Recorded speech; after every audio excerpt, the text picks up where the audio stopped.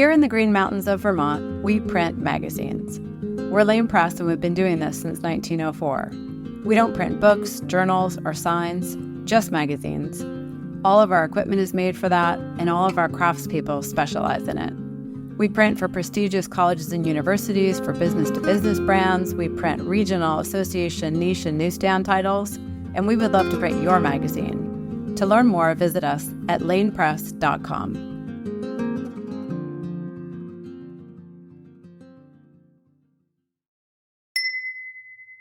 Like a lot of people, I do take heart from the astonishing resurgence of vinyl, for example. You know, that kind of tactility, like the internet doesn't smell of anything, magazines do. The internet doesn't do nice things to your fingers, magazines do. The internet is not something where you can fold down a tattered page and hand it to a friend over a coffee and say, "This, you've got to read this." It's not the same thing at all.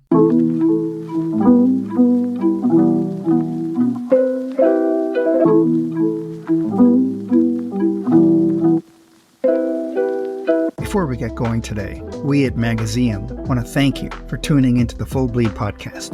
This is our final episode of Season 1, and we'll be announcing details about Season 2 soon enough.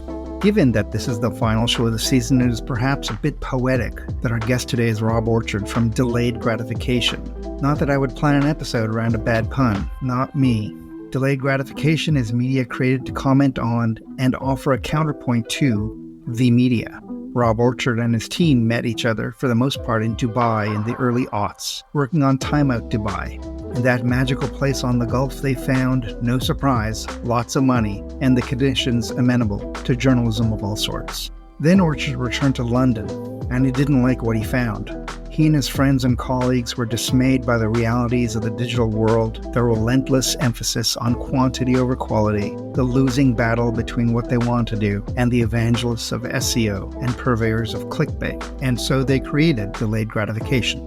Inspired by the slow journalism movement taking root around the world, Delayed Gratification is a quarterly publication that values contemplation and time, a curation of the important events of the past 3 months, along with long-form essays and colorful infographics. The result is a reminder that important information, properly curated or edited, continues to be enlightening, informative, entertaining, and extremely important. Delayed Gratification is an indie in the truest sense of the word, and probably the only media that suffers existential quandaries around their own social media, because Rob Orchard and his team are passionate about getting things right and not getting there first. My name is Arjun Basu, and this is The Full Bleed.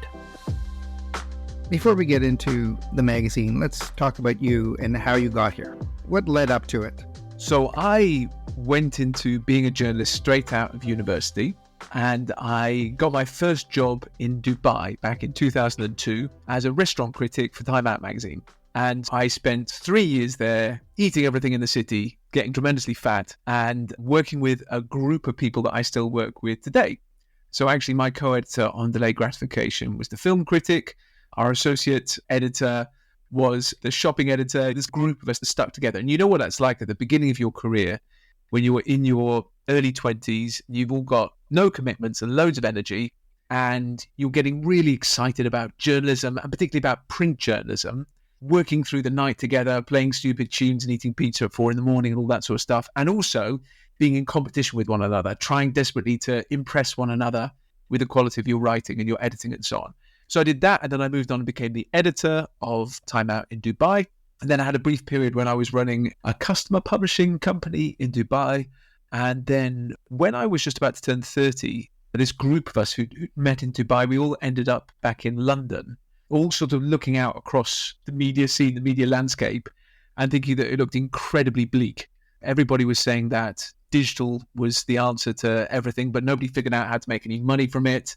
It was just after the crash, so everybody was being laid off, word rates were coming down, these great story titles were no longer doing proper commissions, they were just like doing managed decline. And so we said, no, this is not enough, this is not right. We love print, there must be a space for beautiful, considered, high production value print magazines that are the opposite of all of this. And that's when we launched Delayed Gratification. So Dubai is an interesting case because in many ways, the money there is so silly that it's not really the real world, but it's also full of people from all over the world. So the clientele is open to all sorts of media forms because they're all new in the place. So how different was going from being in Dubai to going back to London and facing the realities that you face there? It was a very abrupt shock. I caught the tail end of the good times, right? People talk about the 80s, the 90s heyday of magazines. Now, I think because of exactly what you've said, which is that Dubai was A, behind the times a bit, and B, was awash with money. I think those good times were still there when I got there. There were still decent-sized editorial teams. People were able to go off and pursue stories, and there was money in it. You could see progression. It was an industry. You could see that there was career, and you could move forward, and there were always people coming up below and so on. So that was quite abrupt shock to be back in London in 2010, be like, actually, where does this go from here? And Time Out was a perfect case in point because, of course, Time Out was built on selling information. When I was a kid and I would go out in London, if I wanted to see what was on at the movies, I needed to buy a copy of Time Out. And what happens to that magazine when actually somebody can then just go onto their phone, geolocate the nearest cinema, look at trailers of all the movies that are playing, and book tickets at a discount on their phone in real time? How do you continue to sell them stuff? How do you continue to sell them critical reviews of music, which has already been out for a month, and which was being reviewed in real time when it was being launched? So that was a fascinating kind of case in point, and it was a bit of a rude awakening. Then it was shocking to me, and it's still, to be honest with you, it's still shocking. So we've been running Delayed Gratification now for almost 14 years, and I still find it shocking the extent to which, this industry still is in decline. Journalism much more broadly, not just magazine journalism, but journalism more broadly. The funding models that I assumed would have kicked in at some point just really haven't. So what was the aha moment for you and your friends to say, this is what we need to do, this is the antidote, or we're going to try this and see if it works? So there was a period of a year before we launched the magazine, maybe even longer than that, where this group of us was emailing around a Microsoft Word document, which was entitled The Perfect Magazine.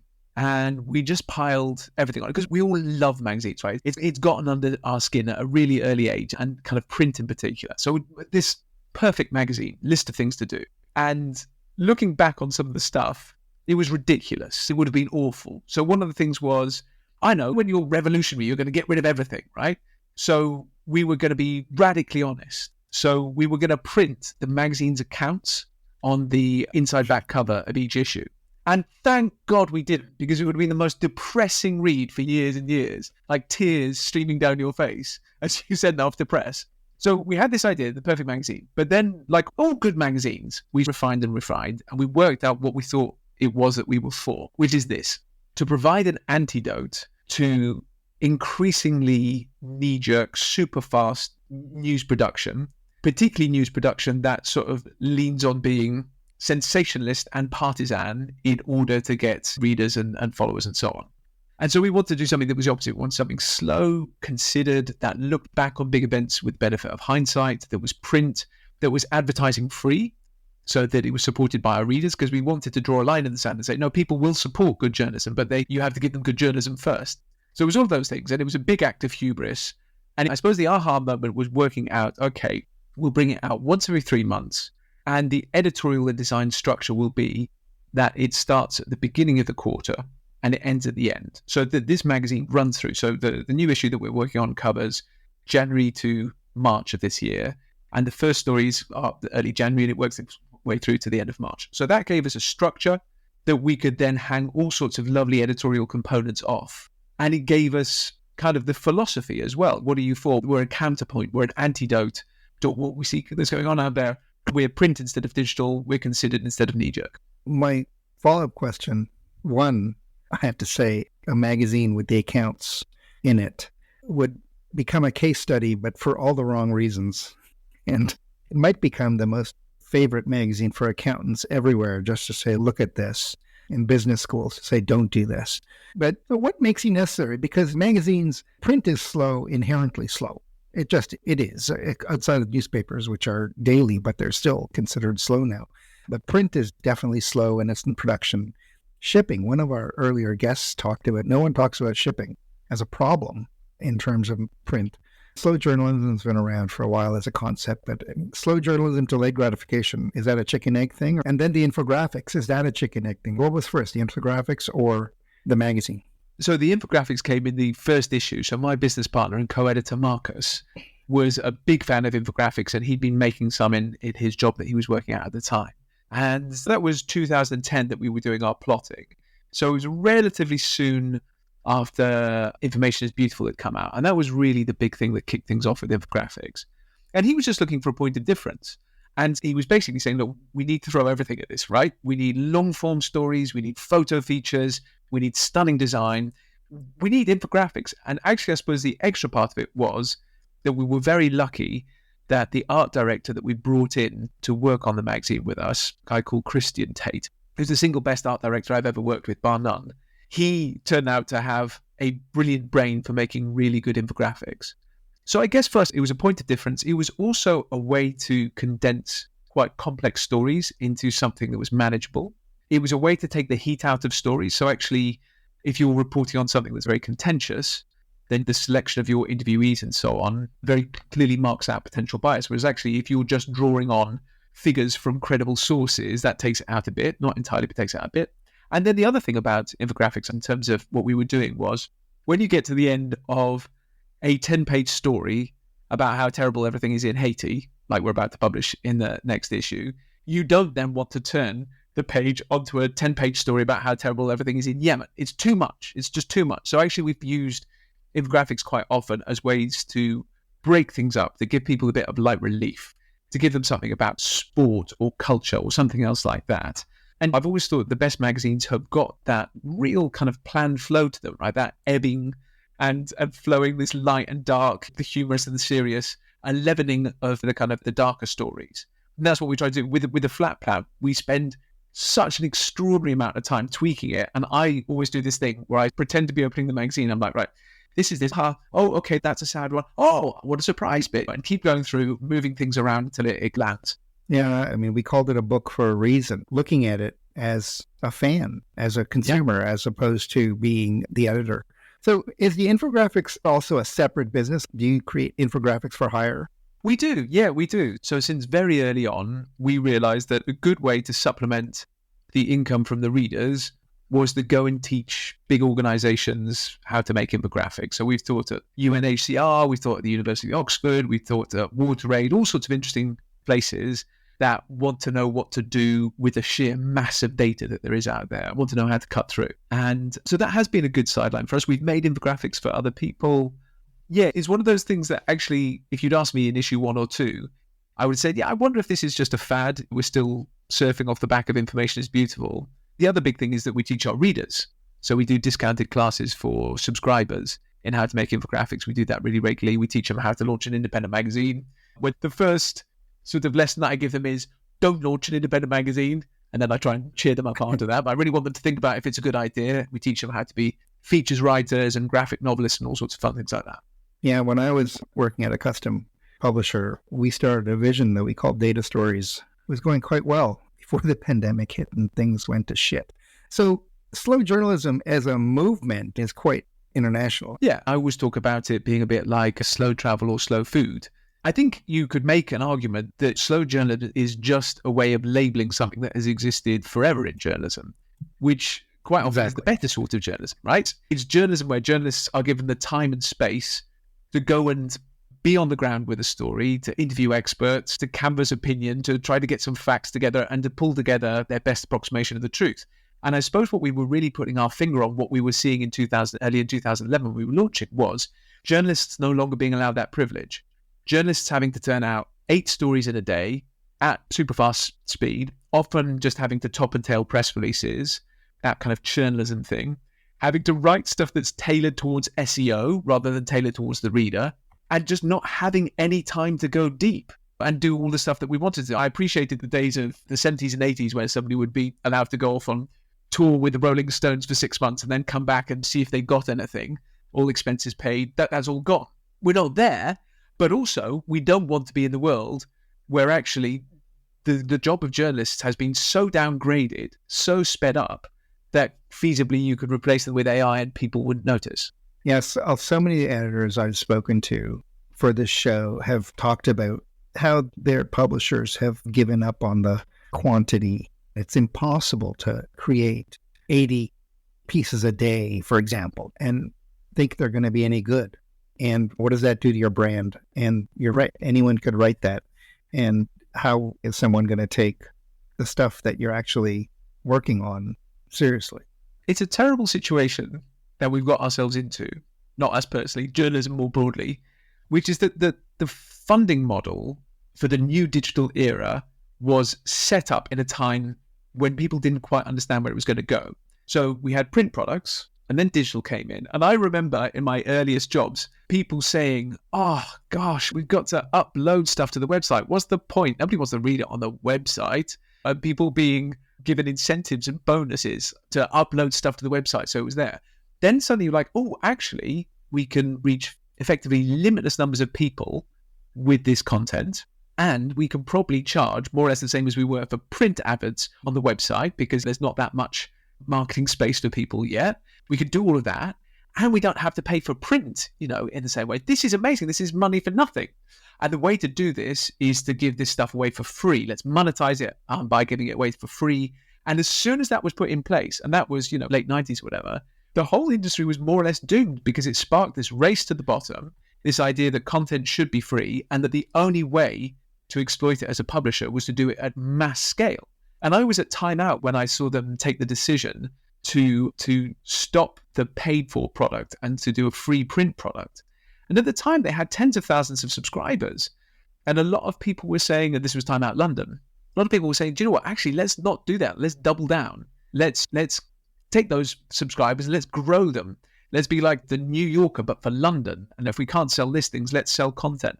And that argument was very hard to make at that stage, and it didn't get made. But so that fundamental struggle still persists. And yes, I think it's wonderful that publishers are really saying, actually, it has to be about quality. We can't play the quantity game. But it's hard to monetize the quality game as well. But I think if you become a media brand that can differentiate itself through quality, and depending on your niche, like what you guys have done, then the advertisers will come around. They will support something that's worth it because they will want to be associated with that brand. Unfortunately, the only advertisers who really think that way are beauty and luxury brands, and which is not yours. But I wanted to talk to you about your editorial process because you guys curate the news for 3 months, and the magazine has this daily sort of, this is what happened today. If it was a big day, you'll have two things. Do you guys just read a lot of newspapers, or what do you comb through to come up with this day, this one should go? The editorial team, basically reading the Times, the Guardian, the Financial Times, the New York Times, every day is like a basic starting point. And then hopefully reading more broadly. We have a lot of people pitching us stuff. We're constantly hopefully out and about talking to people and trying to find out good things. So we have this kind of the baseline overview bit, which is called the almanac, where we look at the key stories that happened. And then we use that as a jumping off point for long form features, deep 6,000-7,000 word reads, graphic treatments, photo features, and so on. Because reading the magazines, and I read quite a few of them, you've come across something on a certain day and you have to stop and think, and you're like, oh yeah, that happened. And it's delayed gratification. It's just there. It happens many times on a single page. That makes me so happy because that's exactly what I want. Exactly the feeling is, oh my God, I forgot all about that. So this environment that we're working in, or that we're living in, all of us, is so intense. It's so novelty focused. It's so scary. And then it just stops. And one of the things that we've talked about often is, how often do you hear the beginning of a story but not its end? How often do you get 3 or 4 days of blanket coverage of something, then it drops off the news agenda, and nobody really gets the privilege of asking the question, what happened next? And you mentioned that magazines are inherently slow. You're absolutely right. I think the difference with us is just the scale, right? So like waiting for 3 months to look back on big events, it does give you this lovely benefit and advantage. And some of it is practical. So for example, people who are caught up in a big event, like for example, the riots in Dublin back in November, they get interviewed en masse in real time. But when it's still going on, when the building is still burning, when they're still processing their feelings and emotions, when they're still trying to work out if they're going to get compensation or what the whole thing means, we get this lovely benefit of journalists of going back in 3 months later. Nobody else is talking to them. The story has moved on and their thoughts have settled and they worked out who was in the wrong and what were the undercurrents that were going on behind it and so on. So you get a fuller and richer story. And in a way, it's more straightforward to get. And people are more eager to tell those stories because they're not being hassled and chased after by 20 different news organizations at the same time. That's what a good documentary does. It looks at an event that happened, a well-known event, and just destroys your perception of that event because it brings the underlying things to light. It almost feels utopian to me. When I was reading the magazine and thinking about it, I just thought, oh, it's great, but here I am surrounded by notifications of something happening that mean nothing to me, but I'm bombarded with them. Your magazine almost feels aspirational when I read it. I think you've absolutely put your finger on it. We've always seen it almost as an experimental magazine. Can you fund really good and interesting journalism in a magazine that is completely free of advertising and uniquely supported by its readers? And the answer is, after 14 years, yes, just about. You can, but you need to stick at it. You need to be there for the long haul. And I think part of the beauty of the thing for me as well is that it is a bit quixotic. It's this group of us all just trying to create and craft something that is beautiful and hopefully smart and leaves people feeling that they understand the world a bit better, and also that they're not totally depressed. Like they feel a little bit uplifted, hopefully, and hopefully amused at times and so on as well. And I always thought that it was going to be a niche thing. I never thought that we were going to, suddenly get into that old school magazine that was in the hundreds and hundreds of thousands of copies. It was always going to be niche. But what I hoped was that the people who did get it, a good number of them would have that reaction and be like, yeah, I get this. I like this. I'm not really sure how they're making money, but good for them, and I'm going to continue to support them. We'll be right back. At Mag Culture, we're excited about the future of print magazines. Visit our website and find out why. Read reviews and interviews, listen to our podcast, shop from our unique selection of international magazines, and book our live events. All available at magculture.com. We love magazines. Print is Dead is made possible by the support of the Society of Publication Designers. The SPD powers the future of visual storytelling, setting the standard for editorial excellence and shaping the future of visual culture. For more information, visit spd.org. You mentioned two of my least favorite things before. One was SEO, which was the death of a lot of things in my book. But then you mentioned AI too, which may be the actual death of SEO. What do you think is going to happen? I did a little TEDx talk back in 2014. So I'm just coming up for 10 years, and I made a load of bold claims based on the technology that there was then about what was going to happen to journalism, and it's getting uncomfortably close. So I want to make some bold claims in a TEDx talk. And so I said, 10 years from now, there will not be a single printed newspaper left in the Western world. And I think probably I'm likely to be proven wrong in just a few months' time, unless something drastic happens. And I was looking at over stuff like the robotization of reporting, and that was really in its infancy. If you look at what it was back then, it was basically sports stuff. So all of the feeds were coming in with the details of sports games. It was being turned into templated idiomatic language and being put out. And that seemed a little bit scary. And there was a lovely example as well. They did it as well for earthquakes, because the seismology centers would send in reports about earthquakes. But there was this lovely one that happened in the States where they got confused about the data and they ended up automatically reporting an earthquake that happened in 1903. Fun stuff like that. But now, where we are now, we're just in the foothills of AI content. We are about to get into a stage where it's almost impossible to tell whether what you're reading has been written by AI or by a human. And most people will just accommodate that and they won't get that upset about it, because most people don't spend so much of their time as you and I do thinking about journalism, worrying about journalism, hoping there's a path forward, like speaking with other worried journalists. Most people just accommodate that. And actually for most people also, if they can get like a drumbeat of reasonable information, and if it's provided in a convenient and tailored way for free, that'll be great. However, I do think that the faster things go and the more dystopian they become from our point of view, I think the more it opens up people who are willing to pay for something that's very obviously of a higher quality, that's definitely been made by humans and not algorithms, and that crucially brings them stories that they didn't know they wanted to read. That serendipity component, which magazines are so good at, and which lots of people talk about on this show. Serendipity, that this magazine is a storehouse of ideas, this magazine that's going to make you think about something in a completely different way that an algorithm never will, because an algorithm is just designed to work out what you like and feed you more and more of it. Yeah, I think one of the public-facing advantages of AI is going to be actually that it's going to destroy search, and it's going to force publishers to stop being so lazy, just hoping that Google's going to pick up their stories, and then the whole quantity-quality thing happens all over again for those who haven't done it yet. And it's going to force them to go back to quality and to think about their voice, and we'll start hearing those old editorial concepts again. And not everyone's going to go to print, obviously, but I had a guest on just recently who said, we're going to have to start thinking about our website again. But more than that, print is going to be this bulwark against this wall standing athwart of AI saying, this was created by humans.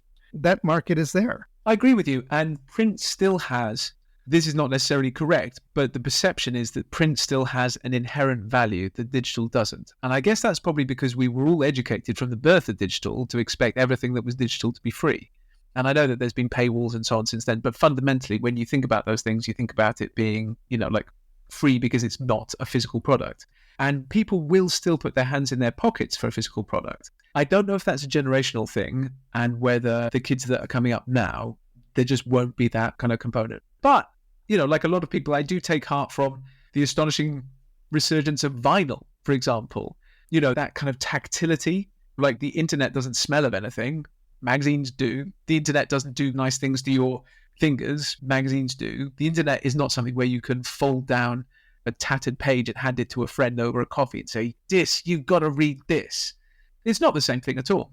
You can't throw the internet at anyone. You can't hit them over the head with the internet. The internet cannot be used as a weapon. It can, obviously, but not as a physical weapon. Not as a physical weapon. So is the fact that you guys are on social media, is that ironic or just something you have to do?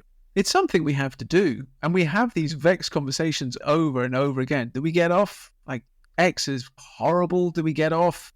Instagram seems fatuous and we have to throw money at it if we want anybody to see anything. Do we get off? It was one of those things where it seemed mad not to set it up at the beginning. I don't really know what it does for us.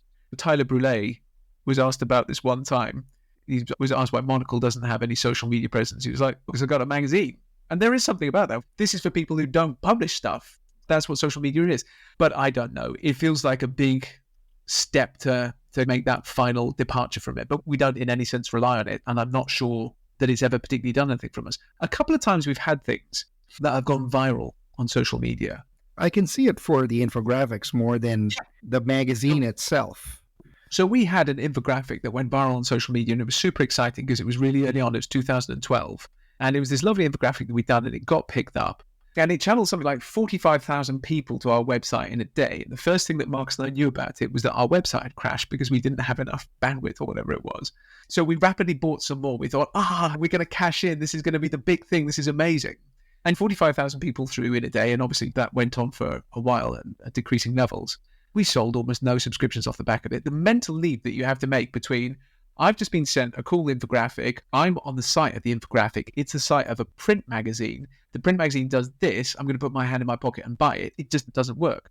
Conversely, anytime that we go on the radio, it's amazing. We sell 100 subscriptions. And in fact, it was a radio station that saved us in our early days because we put the first issue out and sales were not going well at all. Our projections turned out to be absolute nonsense. We're not far off that. All we need to do is get 0.1% of the British population to buy the magazine. We'll be rich. Turned out not to be what was going to happen. I was looking at this magazine after issue 1. I was like, this is going to go under. This is not going to work at all. And then Marcus, my co-editor, he got onto Radio 4's Today program. And I was listening to him on internet radio and I was watching our subscription feed. And in the 10 minutes that he was on there, we sold 10 subscriptions. And that day we sold 400 subscriptions. And that saved us. That gave us the money to print issue 2 and we snowballed from there. You're right. Actually, virality online, it's lovely, but it's actually fundamentally meaningless in terms of selling print magazines. It feels like Newsstand. Newsstand was great for being visible. Chances are you were losing money on every issue you sold on a Newsstand. And I think social media in general is that way. You do it just to be visible, but you're not actually selling anything. I think that's exactly right. So the other way to think about it is, so somebody listens to this podcast. That sounds interesting. And one of the first things that they'll do to check us out is go on social media. And actually, if you haven't got a presence, then you might well think this magazine is now closed down. It's almost like you need to do it as a sign of life, and you need to have a basic level of activity just to keep it ticking over. But we've been through so many iterations, so many false dawns, so many silver bullets that turned out not to be made of silver at all. And it's a bit disheartening in a way. We've tried doing big, serious stories in bite-sized chunks. We've tried doing lifestyle stuff. We've tried doing like all sorts of interactions and competitions and things like that. And fundamentally, the only thing that really works is throwing money at it. And then your thousands and thousands of notional followers might actually see some of the stuff that you put up there. And even that, basing a business model on something you don't own is fundamentally dangerous. We've seen a load of big brands over the last couple of years fall to pieces through exactly that. Vice, as I understand it, a lot of what it was doing, a lot of its reach was based on its amazing social media game. And then the algorithms change slightly, or people deprioritize news or whatever it might be. But you go from being a $5 billion company to being done, basically. Yeah, and very quickly too, although it's like that old saw about going bankrupt, you're not, and then suddenly you are. How many of your readers are outside of England? 30% of our readership is outside of the UK. Our number one market is the US. And then after that is Germany and the Scandinavian countries. When you look at the list of even just the other slow journalism publications that you list on the website, a lot of them are in Europe, the Dutch and the Germans and the Scandinavians. And I'm sure there are more than that. Those are just the ones listed. Is slow journalism like a grouping? Do you have conferences, or are you just helping each other out? It hasn't really turned into that. I'm surprised that there haven't been more publications. That actually early on, I thought, do you know what, this is going to be amazing. We're going to license this magazine all around the world. And very early on, we had a South Korean licensee, and we signed a deal with them, and we met with them, and it was absolutely fantastic. It was super exciting. And then some very strange things happened, and they ended up sacking a series of different editors. And then the final editor was sending us photos of the Korean version of Delayed Gratification coming off the presses over Christmas. And I was sharing the pictures with the team, and we were all super, super excited. It was amazing to see what we'd done in a different language and with the tweak design and so on. And then he went very quiet, and then he got sacked as well. And then the whole deal fell through. And I had thought early on that there was going to be this kind of blossoming of them, and it hasn't really been the case. But ultimately, I suppose also part of what we're doing is trying to do something that kind of slows things down for people, gives them perspective and context and hindsight. But part of what we're doing is just trying to make a great magazine, just a great standalone magazine that can sit there on the newsstand alongside some kind of big storied mainstream titles that have been around for decades and hold its head high. Okay, so I always end these things with the same question for everyone. What are 3 things in media or 3 magazines that are exciting you right now? So a lot of the magazines that I get really super excited about are ones that I have been introduced to by Stack magazines. So Stack magazines is run by a great guy called Steve Watson, and it's the independent magazine service. He's been going a couple of years longer than us. For years, we shared an office together in central London. That was wonderful. And he's a guy who knows stuff inside out. Sometimes I get one of the magazines and I know almost immediately it's not for me, but that's fine because there's always something you get from it. But there's 3 that I've had from him in the last couple of years that have really stuck with me. So there's one that's called Offal, and Offal is just brilliant. I'd like to, if I may, just read to you a little bit from their mission statement because it makes me very happy. Upon our hideously wonderful cultural terrain, Offal collects experiments with form, excursions into the avant-garde, and fiction offcuts that never quite found their place. It's afterlife for overmatter and a fresh start for the orphans of the creative process. So sink your teeth into our haggis of literary culture. Savour our andouillette of oddness and wonder. These are our brawlers, ballers, and bastards, crafted with love, then flung into the world with reckless glee, guts and all. It's one of those magazines where you can just feel the excitement of the editors. So this is a first issue. The excitement of the editors. It's a jumble of ideas. There's a very distinctive aesthetic, this red and white aesthetic. And as with all good first issues of magazines, there's too much in there. They've probably got 2 or 3 magazines worth in there, and they might want to calm it down in future issues, but it feels so alive. And you get so many independent magazines that are just, it's a fashion magazine, but with a twist, because it's also about travel. Or it's a travel magazine with a twist, because it's also about this hipster lifestyle that somehow we're still aspiring towards. It's just nonsense. Or it's about coffee. No more magazines about coffee, please. When you get a really imaginative one, it makes you stand up. And the one I've just been sent, Serviette, I absolutely adore. I think it's too big. Although actually, I was going to say it's too big because it's not going to get through people's letterboxes. It might just because it's relatively narrow and long, so it might be okay. It's incredibly bold and beautiful, and it smells of effort. Every page reeks of effort. You can tell how much thought has gone into everything. Quite apart from anything else, they have recreated recipe book photo shoots from the 1970s in full color, and it's just delightful.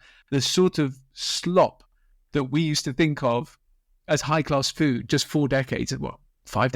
Yeah. It's just astonishing and beautiful, things like that. And then finally, I really like a magazine called The Fence. So The Fence is a relatively new magazine in the UK. It's the sort of magazine that I would probably launch if I was launching a magazine now. So it's saddle-stitched, cheap to print, so you can do lots of them and sell them at a relatively good price.